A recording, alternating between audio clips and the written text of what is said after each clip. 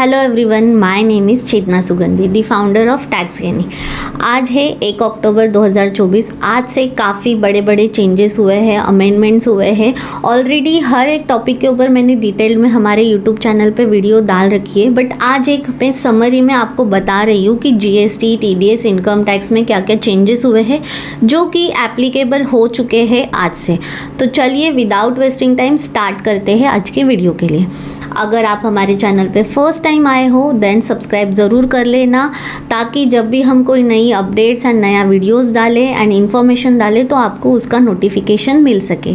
So let's start. जैसे कि पहले हम बात करेंगे जीएसटी के बारे में। तो जीएसटी में एक बहुत ही बड़ा चेंज आ चुका है जो कि है आईएमएस के ऊपर मैंने 3 वीडियो ऑलरेडी डिटेल्ड में डाली है। एक में मैंने आपको केस के हिसाब से बताया है कि अगर कोई 2 पर्सन है तो उसमें कैसे एप्लीकेबल है, आपको क्या एक्शन लेना है। तो अगर अभी तक आपने हमारे उस वीडियो को नहीं देखा है तो अभी आप जाके हमारे यूट्यूब चैनल पे देख सकते हो। डिटेल्ड वीडियो मैंने बना के ऑलरेडी पब्लिश कर दी है। तो आईएमएस यस आज से एप्लीकेबल हो चुका है। जो भी आपके परचेस एंड टू बी में आपको रिफ्लेक्ट हो गए इन्वॉइसेस, आपको उसके ऊपर एक्शन लेना है। एक्सेप्ट, रिजेक्ट और पेंडिंग फॉर फ्यूचर आप कर सकते हैं। नेक्स्ट हम देखते हैं इनकम टैक्स। तो इनकम टैक्स का बहुत बड़ा चेंज ये है कि जो टैक्स ऑडिट की ड्यू डेट थी 30 सितंबर, उसे एक्सटेंड कर दिया है 7 अक्टूबर तक। दैट मीन्स एक 7-8 दिन का एक्स्ट्रा टाइम पीरियड मिल गया है। इसकी भी वीडियो मैंने कल डाली थी, आप जाके चेक कर सकते हो। एंड ऐसे टैक्स पेयर्स जिसने अभी तक हमारे अपने ऑडिट्स के लिए प्रिपरेशन नहीं की है उनके लिए ये एक अच्छा और लास्ट चांस है, बिकॉज पिछले 2-3 सालों में तो गवर्नमेंट ने कोई डेट एक्सटेंड नहीं की थी। इस बार डेट एक्सटेंशन हो गया है, तो जाइए और अगर अभी तक आपने आपका ऑडिट का काम स्टार्ट नहीं किया देन उसे एएसएपी आप कंप्लीट करवा सकते हो। अब अगर आप ऑडिट नहीं करते हो तो उसके क्या कॉन्सिक्वेंसेस हो गए, आपको कितनी पेनल्टी आएगी, उसके ऊपर भी ऑलरेडी मैंने with detailed and proper example के साथ में वीडियो हमारे यूट्यूब चैनल पे पब्लिश की है, आप वो भी जाके चेक कर सकते हो। नेक्स्ट जो चेंज हुआ है इनकम टैक्स में वो ये है कि जो सेक्शन 115Q है, that's means buyback of shares, उस पर भी ऑलरेडी डिटेल्ड वीडियो डाली है, आज ही पब्लिश की है। वो भी आप जाके चेक कर सकते हो कि अगर आप कोई भी शेयर्स में डील कर रहे हो, बाय करने वाले हो या सेल करने वाले हो, देन आपको वो वीडियो चेक करना है। बिकॉज इसमें अभी तक आपके लिए वो जो भी शेयर होल्डर्स है उनके लिए ये इनकम एग्जाम थी, लेकिन अभी से वो एग्जाम नहीं होगी, उस पर आपको टैक्स पे करना है। एंड उसमें कैसे आपका वो कैलकुलेशन होगा एंड आपके लिए वो बेनिफिशियल है या फिर लॉस मेकिंग है, वो सब कुछ मैंने उसमें आपको मेंशन कर दिया है। तो अभी जाके आप वो वीडियो भी चेक कर सकते हो, क्योंकि ये इनकम जो अभी तक आपके लिए एग्जाम थी वो अब हो गई है टैक्सेबल। सेकंड, जो भी शेयर मार्केट में काम करते हैं, जो जिन्हें भी एसटीटी पे करना पड़ता है, उनके लिए भी जो रेट्स है वो बढ़ गए हैं। जैसे कि जो फ्यूचर में ट्रेड करते थे उनके लिए जो पहले रेट था 0.0125 था, अभी वो बढ़ के हो गया 0.02।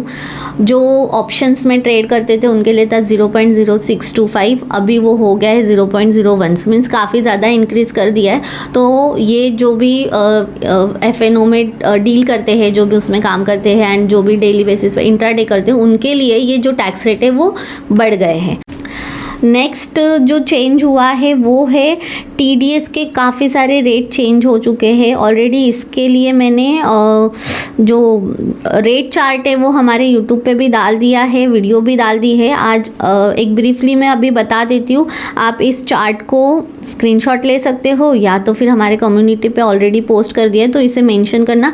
अगर आप किसी कंपनी में एज अ अकाउंटेंट हो या फिर अगर आप पढ़ाई भी कर रहे हो या इवन आप बिजनेस ओनर्स हो, तो आपके लिए ये बहुत ज़्यादा इंपॉर्टेंट है कि आपको किसका कितना टीडीएस अभी डिडक्ट करना है एंड कैसे करना है। एंड अगर आप कोई डिडक्टिव भी हो तो आपको ये पता होना बहुत ज़रूरी है।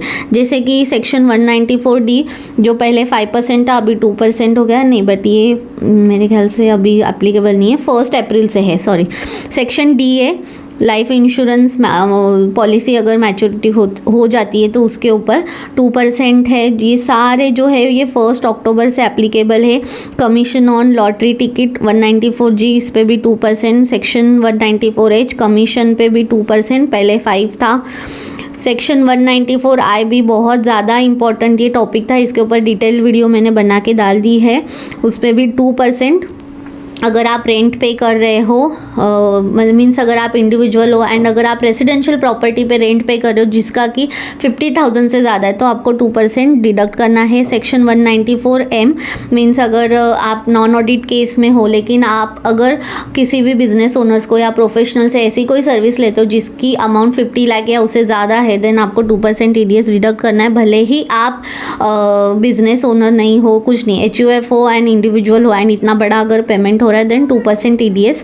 सेक्शन 194O जो भी ई कॉमर्स में डील कर रहे हैं उनके लिए भी जो रेट था पहले 1 था, अभी 0.1 हो गया। TDS के काफ़ी सारे रेट अभी कम कर दिए हैं।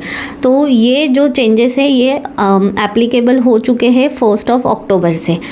अब इसके अलावा भी काफ़ी सारे सेक्शंस में अमेंडमेंट्स हुए, जैसे कि सेक्शन 192 जो कि हमें बताता है कि सैलरीड एम्प्लॉयज़ है उनके ऊपर जो भी TDS डिडक्ट होता है उसके ऊपर। अब उसमें गवर्नमेंट ने एक अच्छी चीज़ कर दी है कि अगर किसी एम्प्लॉय का कहीं और से TDS या TCS डिडक्ट हुआ है, इसके ऊपर भी ऑलरेडी मैंने वीडियो बना के आई थिंक यूट्यूब पे डाल दी है, जिसमें मैंने बताया कि आप उसे आपके जो रेगुलर जो TDS डिडक्ट होता है, अगर आप एम्प्लॉयर को इन्फॉर्म करते हो, देन एम्प्लॉय के उस TCS को कंसिडर कर सकते हैं उनके मंथली TDS डिडक्शन के कैलकुलेशन में। फॉर एग्जांपल, अगर किसी एम्प्लॉय ने कार परचेस की है एंड उसके ऊपर अगर TCS उनका पेड हुआ है, देन वो एम्प्लॉयर को अगर इन्फॉर्म करते हैं, देन एम्प्लॉयर उस TCS को उनके TDS के अमाउंट के सामने एडजस्ट कर सकता है, सो दैट एम्प्लॉय का कम TDS वहाँ पे कटेगा। सेकेंड है सेक्शन 194C एंड 194J। इसके रिलेटेड बहुत ज़्यादा कन्फ्यूजन होता था। काफ़ी बार ऐसे होता था कि लोअर TDS डिडक्शन के लिए काफ़ी जो प्रोफेशनल्स है वो उनके जो डिडक्टर है उन्हें बोलते थे कि नहीं, इसे हम एज अ कॉन्ट्रैक्ट कंसिडर करते हैं एंड 10% की बजाय वो 1% या 2% डिडक्ट करते थे। बट गवर्नमेंट ने अभी स्ट्रिक्टली बोल दिया है कि अगर एक्टिविटी आपकी प्रोफेशन वाली है एंड वो 194J में आती है, देन आपको वो 10% ही TDS डिडक्ट करना है। अगर वो 10% नहीं होता है, 194C में जाता है, देन इसे एंड अगर डिडक्टर 194J के बजाय 194C में डिडक्ट करता है, देन इस केस को गलत माना जाएगा एंड उसके ऊपर एक एक्शन भी ली जाएगी। थर्ड है 194I जो कि हमें बताता है कि अगर कोई प्रॉपर्टी सेल कर रहा है एंड जो परचेस कर रहा है, 2 बायर्स है एंड अगर वो सोच रहे कि जैसे कि 50 लाख एंड अबव है, तो अगर 60 लाख की प्रॉपर्टी है, पर्सन A एंड B है, तो वो बोलते हैं कि हम दोनों ने अगर प्रॉपर्टी परचेस की है तो दोनों के हैंड्स में देखा जाए तो 30 लाख आ रहे हैं, इक्वल पार्टनर्स है, तो ये बिलो 50 लाख है, तो उसके ऊपर TDS कैसे हम पे करें। बट ऐसा नहीं है, अभी गवर्नमेंट ने इस पे भी क्लेरिफिकेशन दे दिया है कि जो प्रॉपर्टी की वैल्यू होगी बोलते ना, भले ही बायर्स कितने भी हो, बट उसकी जो वैल्यू है वो एक ही मानी जाएगी जो एग्रीमेंट पे होगी, भले वो 2-3 पर्सन में डिवाइड हो रही है, वी डोंट केयर, बट आपको जो वैल्यू है वो एक मीन्स वो 60 लाख है, तो उसके ऊपर आपको TDS भरना पड़ेगा। तो ये सारे जो चेंजेस हैं वो एप्लीकेबल हो चुके हैं आज से 1 अक्टूबर तक। आई होप कि आपको ये सारे चेंजेस समझ में आए होंगे एंड आपको इन्फॉर्मेशन ये अच्छी लगी हो। इस वीडियो के थ्रू आपकी थोड़ी भी हेल्प हो रही है एंड अगर आपको ये इन्फॉर्मेशन वैल्यूएबल यानी यूज़फुल लग रही है, देन हमारे चैनल को ज़रूर सब्सक्राइब करें। टिल देन, थैंक यू, नमस्ते।